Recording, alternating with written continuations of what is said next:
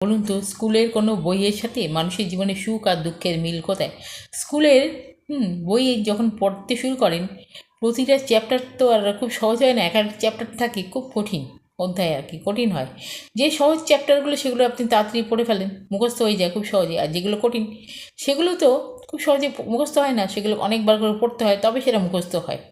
তবে তো আপনি ভয় পেয়ে চুপ করে বসে থাকেন না, পরের চ্যাপ্টারগুলোও পড়েন। পড়েন তো। মানুষের জীবনটাও তো তাই। একবার একটু দুঃখ পেলেন, মনটা খারাপ হয়ে গেল, তারপরে আপনি ভেঙে পড়ে থাকবেন? সেটা হয় নাকি?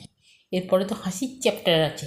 যদি আপনি একটা চ্যাপ্টার নিয়ে বসে থাকেন, তাহলে পরের চ্যাপ্টারে কী আছে জানবেন কী করে আপনি? হ্যাঁ, স্কুলের পরীক্ষার বেলা তো তখন পুরো বইটা পড়তে হয়। এর বেলা কেন চুপ করে বসে আছেন? উঠুন বলছি, হাসুন। ভ্যাবা করে খালি বসে বসে কাটছে। একবার একটু দুঃখ পেয়েছেন, তাতে ভেঙে পড়ার কী হলো? এরপরে তো আরও আনন্দ আছে, হাসি আছে। চ্যাপ্টারগুলো তো না পড়লে আপনি জানবেন কী করে? জীবনের সব চ্যাপ্টার তো আর কঠিন হয় না। একটা চ্যাপ্টার কঠিন ছিল, তখন আপনি কেঁদেছেন, মন খারাপ করে বসছিলেন। এখন হাসির চ্যাপ্টার এসে আপনি হাসুন।